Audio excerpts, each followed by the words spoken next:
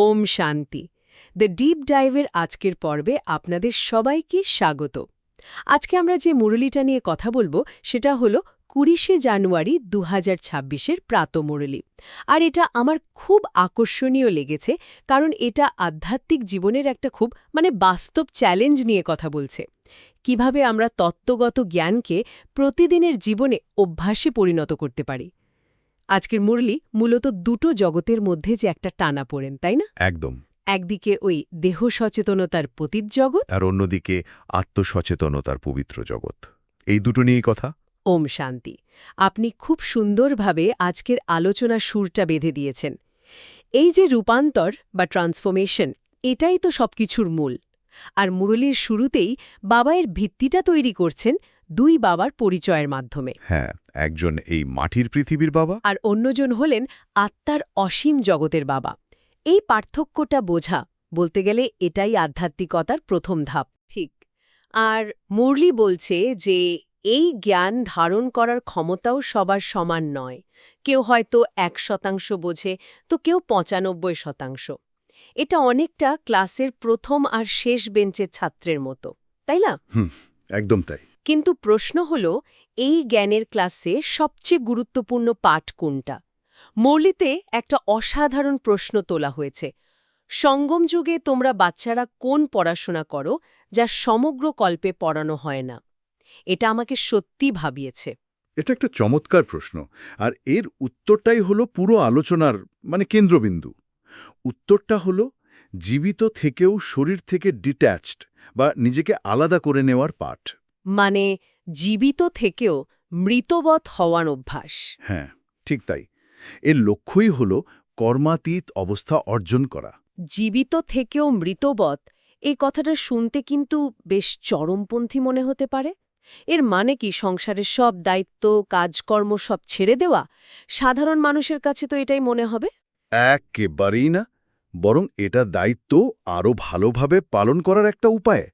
মৃতবৎ হওয়া মানে অহংকার থেকে মৃত হওয়া। আমি এই কাজটা করছি, এই ভাব থেকে মৃত হওয়া। আচ্ছা। যখন এই কর্তাভাব বা আমি বোধের মৃত্যু হয়, তখন কর্ম আর আত্মাকে বাঁধনে ফেলে না। আপনি কি কখনো এমন অনুভব করেছেন যে কোনো কাজ খুব সহজভাবে হয়ে গেল, যেন আপনি করেননি, আপনার মাধ্যমে কেউ করিয়ে নিয়েছে? হ্যাঁ হ্যাঁ, মাঝে মাঝে হয়। যখন খুব ফোকাসড থাকি বা কোনো সৃষ্টিশীল কাজ করি, তখন সময়ের খেয়াল থাকে না, মনে হয় কাজটা নিজে থেকেই হয়ে যাচ্ছে। তাহলে ওই অবস্থায় কি এর একটা ছোট্ট ঝলক? একদম, ওটাই হলো সাক্ষীভাবের একটা গ্লিমস। আর এই পড়াই হলো সঙ্গম যুগের বিশেষত্ব, কারণ এই সময়েই পরমাত্মা এসে এই জ্ঞান দেন। আর এর পরীক্ষাও হবে? হ্যাঁ, পরীক্ষাও হবে। মুরলিতে বলা হয়েছে, যেমন ছাত্রছাত্রীরা পরীক্ষার আগে জানে তারা পাশ করবে না ফেল, এখানেও তেমনটাই বোঝা উচিত। কিন্তু মজার ব্যাপার হলো, অনেকেই নিজের ভেতরের অবস্থা না বুঝেও হাত তুলে দেয়। এই যে নিজের যোগ্যতা না বুঝে হাত তোলার প্রবণতা, এর মূল কারণ হিসেবে মুরলি দেহ অভিমানকে দায়ী করছে। ঠিক। আর এই দেহ অভিমানে কিন্তু স্মরণের গুপ্ত রহস্যের সাথে সরাসরি জড়িত। কারণ যে নিজেকে এই রক্ত মাংসে গড়া দেহ ভাবে, সে নিরাকার অসীম জগতের আত্মিক বাবাকে স্মরণ করবে কিভাবে? চলুন এই সংযোগটা একটু গভীরে গিয়ে বুঝি। খুব গুরুত্বপূর্ণ একটা সংযোগ তুলে ধরেছেন। দেহ অভিমান মানে আমি একজন দেহ, এই ভুল পরিচয়ে আটকে থাকা। আর এই কারণেই বাবা শরণকে গুপ্ত ব্যাপার বলেছেন।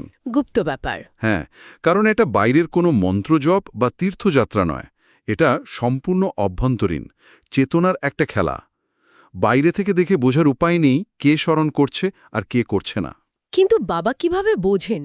যখন আমি পড়লাম যে বাবা ৩-৪ মাস চিঠি না পেলেই ভাবেন বাচ্চা হয়তো চলে গেছে বা অসুস্থ, এটা আমাকে একটু থামিয়ে দিল।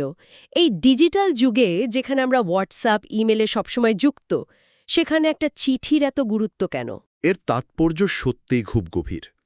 ওই চিঠিটা শুধু একটা চিঠি নয়, ওটা হলো আত্মিক সেবার সংবাদ। আত্মিক সেবার সংবাদ। হ্যাঁ, যখন একজন বাচ্চা লেখে যে আমি অমুককে জ্ঞান দিয়েছি বা আমার জীবনে এই পরিবর্তন এসেছে, তখন বাবা বুঝতে পারেন যে তার আধ্যাত্মিক জীবন চলছে, সে পুরুষার্থ করছে। এটা হলো তার জীবন্ত থাকার প্রমাণ। আচ্ছা। দেহ অভিমানী মানুষ তো অলস হয়ে যায়, সেবাকে বোঝা মনে করে। তার কাছে চিঠি লেখাটাও একটা ঝামেলার কাজ। তাই চিঠি না আসাটা স্মরণের অভাব এবং দেহ অভিমানের একটা বড় লক্ষণ। তার মানে স্মরণ হলো একটা সক্রিয় অবস্থা যা সেবার মধ্যে দিয়ে প্রকাশিত হয়। এটা কোনো নিষ্ক্রিয় বসে থাকা নয়। একদম। আর এই স্মরণের সম্পূর্ণ বিপরীত মেরুতে রয়েছে বাবার গ্লানি বা নিন্দার বিষয়টি। এটা ভাবলে অবাক লাগে যে বাবাকে স্মরণ করে আমরা পবিত্র হই, মানুষ সেই ভগবানকে ৮৪ লক্ষ জনের চক্রে ফেলে দেয়। ঠিক। বা বলে তিনি পাথরের মধ্যেও আছেন, নুড়ির মধ্যেও আছেন। মুরলি বলছে এটা ভগবানের প্রতি কত বড় গালি। ঠিক, ভক্তিমার্গে মানুষ ভক্তি ভরে গাইত, প্রভু তুমি যখন আসবে আমি সর্বস্ব সমর্পণ করব। কিন্তু বাস্তবে যখন বাবা আসেন তখন সেই ভক্তরাই অজ্ঞানতার কারণে তার সবচেয়ে বড় গ্লানি করে। সর্বব্যাপী বলে তাকে একরকম মূল্যহীন করে দেয়, কারণ যা কিছু সর্বত্র আছে তার তো কোনো বিশেষত্ব থাকে না। এখন জ্ঞান পাওয়ার পর বাচ্চারা বুঝতে পারে যে বাবা কত মহান, তিনি পতিতদের পবিত্র করতে আসেন। এই জ্ঞান আর এই উপলব্ধিই হল বিশ্বের রাজত্ব পাওয়ার চাবিকাঠি, যা হল রাজযোগ। এই নেশা থাকলে তো খুশির পারদ সবসময় উঁচুতে থাকা উচিত। আপনার এই কথার সূত্র ধরেই বলতে চাই, এই গ্লানির সবচেয়ে বড় উদাহরণ শায়দ গীতার ভুল ব্যাখ্যা। মুরলিতেও এর উল্লেখ আছে। যেমন প্রচলিত ধারণা হল কৃষ্ণ ভগবানবাচ, দেহের সকল সম্বন্ধ ত্যাগ করে এক আমাকেই স্মরণ করো। কিন্তু বাবা প্রশ্ন তুলছেন, কৃষ্ণ তো সেই সময় একজন ছোট রাজকুমার, তিনি নিজেই দেহধারী, তিনি কিভাবে এই কথা বলতে পারেন? এই একটা ভুলের জন্য ভারতের আধ্যাত্মিকতার যে কি অসম্ভব ক্ষতি হয়েছে তা ভাবা যায় না। যখনই ভগবানের জায়গায় একজন দেহধারী ব্যক্তিকে বসানো হলো, তখনই জ্ঞানের মূল ভিত্তিটা নড়ে গেল। কেন? কারণ পরমাত্মা হলেন নিরাকার, জন্মমৃত্যুর চক্রের বাইরে। তিনি গর্ভে আসেন না, তিনি সকলের সদ্গতিদাতা। তিনি নিজে দুর্গতিতে কিভাবে আসবেন? কৃষ্ণের শরীর তো ৫ তত্ত্বের, কিন্তু পরমাত্মা এই সব কিছুর ঊর্ধ্বে। এই বিষয়গুলো হলো বিচারসাগর মন্থন করার মতো, মানে গভীর চিন্তা ভাবনা করার মতো। কিন্তু অনেকে তো আধ্যাত্মিক চর্চার জন্য সময় দিতে চায় না, ২ দিন আসে তো ৪ দিন আসে না। এই গভীর বিষয়গুলো না বুঝলে স্বর্গের সর্বোচ্চ পদ লক্ষ্মী নারায়ণ হওয়া তো সম্ভব নয়। এই প্রসঙ্গেই আরেকটা প্রচলিত ভুল ধারণার কথা মুরলিতে বলা হয়েছে, মন জিতে জগৎ জিত, অর্থাৎ মনকে জয় করলেই জগৎকে জয় করা যায়। এটা তো আমরা সবাই শুনেছি। হ্যাঁ, শুনেছি। কিন্তু মুরলি ধারণাকেও চ্যালেঞ্জ করছে, বলছে মন তো শরীর না থাকলে এমনিতেই শান্ত থাকবে। আত্মা যখন পরমধামে নিজের ঘরে থাকে তখন তো কোনো সংকল্পই চলে না। তাহলে আসল যুদ্ধটা কিসের সাথে? আসল যুদ্ধটা মনের সাথে নয়, বরং মনের ওপর প্রভাব বিস্তারকারী বিকারগুলোর সাথে, বিশেষ করে কাম বিকারের সাথে, যা মানুষকে সবচেয়ে বেশি পতিত করে, দেহ অভিমানী বানায়। আচ্ছা। তাই বাবা স্লোগানটাকে বদলে দিয়েছেন। তিনি বলছেন, কাম বিকারকে জিতে জগৎ জিত হও। মন হলো একটা ঘোড়ার মতো, আর আত্মা হলো সওয়ারি। আসল কাজ ঘোড়াকে মারা নয়, বরং তার লাগামটা ঠিকমতো ধরা, যাতে সে সঠিক পথে চলে। আর এই লাগামটাই হল বাবার শ্রীমত বা নির্দেশনা। একদম। তার মানে কর্মাতীত অবস্থা মানে কর্মহীন বা মনহীন অবস্থান নয়। শরীর থাকলে কর্ম তো করতেই হবে। এই কর্মের বন্ধন থেকে মুক্ত হওয়া বিষয়টা খুব ইন্টারেস্টিং। এর মানে কি ফলাফলের আশা না করা, যা সাধারণে গীতায় বলা হয়েছে, নাকি তার থেকেও গভীর কিছু? এটা তার থেকেও গভীর। ফলাফলের আশা না করা তো প্রথম ধাপ। মুরলি এখানে বলছে এটা হলো নিজেকে কর্তা ভাবা থেকেই মুক্তি। অনেকটা একজন পেশাদার অভিনেতার মতো, যিনি মঞ্চে রাজার অভিনয় করছেন, কিন্তু ভেতরে তিনি জানেন যে তিনি একজন সাধারণ মানুষ। বা তিনি হাসছেন, কাঁদছেন, সংলাপ বলছেন, কিন্তু ভেতরে তিনি সাক্ষী বা অবজারভার। তিনি ওই চরিত্রের সাথে নিজেকে একাত্ম করছেন না। এই সাক্ষীভাবই হল কর্মাতীত অবস্থার চাবিকাঠি। মানে শরীর দিয়ে সব কাজ হচ্ছে, কিন্তু আত্মা নিজেকে সেই কর্ম এবং তার ফল থেকে সম্পূর্ণ আলাদা রাখতে পারছে। বাহ, এই অভিনেতার উদাহরণটা বিষয়টাকে খুব সহজ করে দিল। আর এই নীলায়ে আদায়বার জন্যই বাবা সৃষ্টিচক্রের জ্ঞানের কথা বলছেন।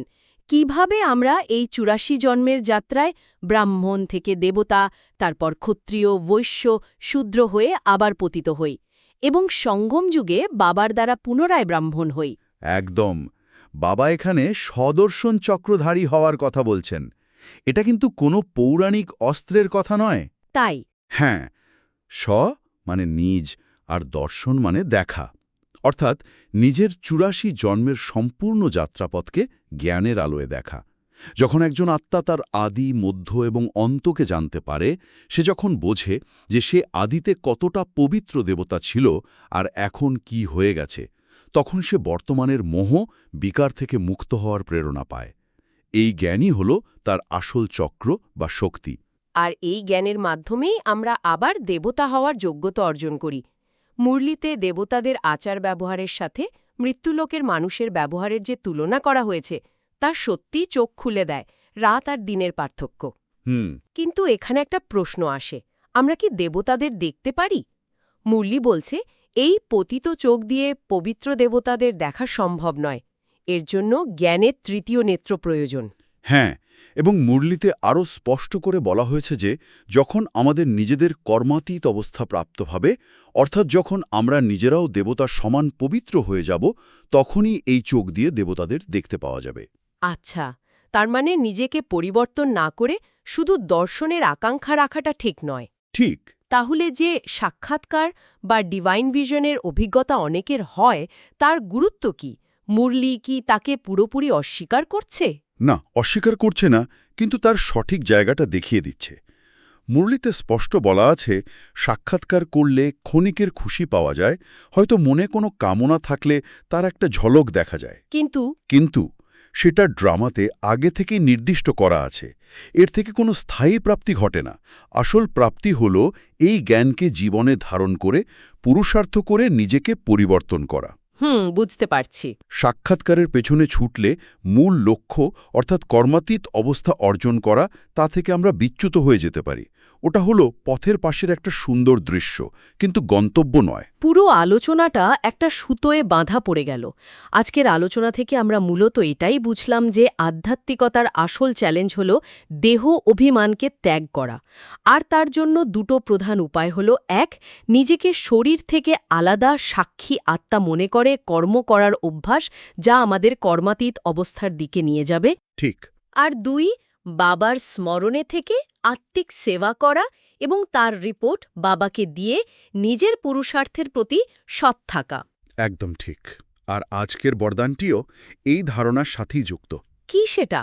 নিজের শান্ত স্বরূপ স্টেজের দ্বারা শান্তির কিরণ ছড়িয়ে দেওয়া মাস্টার শান্তির সাগর ভব। এর মানে হল আজকের এই অশান্ত বিশ্বে, যেখানে চারিদিকে ভয়, চিন্তার, অশান্তির কারণ বাড়ছে, সেখানে আমাদের দায়িত্ব শুধু নিজে শান্ত থাকা নয়, বরং নিজের শান্ত স্বরূপের স্থিতিতে থেকে সেই শান্তির ভাইব্রেশন বা কিরণ সারা বিশ্বে ছড়িয়ে দেওয়া। এটা একটা অনেক বড় দায়িত্ব। হ্যাঁ, এটা শুধু একটা ব্যক্তিগত প্রাপ্তি নয়, এটা একটা বিশ্ব সেবার কাজ। সবশেষে আজকের মুরলির স্লোগানটি আমাদের একটি গভীর চিন্তার খোরাক দেয়। বাবার সর্বগুণের অনুভব করার জন্য সদা জ্ঞান সূর্যের সামনে থাকো। এটা নিয়ে একটু ভাবা যাক। জ্ঞানরূপী সূর্যের সামনে থাকার অর্থ কি নিছক প্রতিদিন জ্ঞান শোনা বা পড়া, নাকি সেই জ্ঞানের আলোয় নিজের ভেতরের প্রতিটি অন্ধকার কোণ, প্রতিটি দুর্বলতাকে দেখা এবং বাবার গুণগুলোকে নিজের মধ্যে ধারণ করার জন্য সচেতন প্রচেষ্টা করা? ঠিক যেমন সূর্যের সামনে দাঁড়ালে তার উত্তাপ আর আলো দুটোই পাওয়া যায়, তেমনি জ্ঞান সূর্য বাবার সামনে থাকলে তার জ্ঞান আর গুণ দুটোই কি আমাদের জীবনে আসা উচিত? এটা আমাদের সকলের ভাবার বিষয়। ওম শান্তি। ওম শান্তি।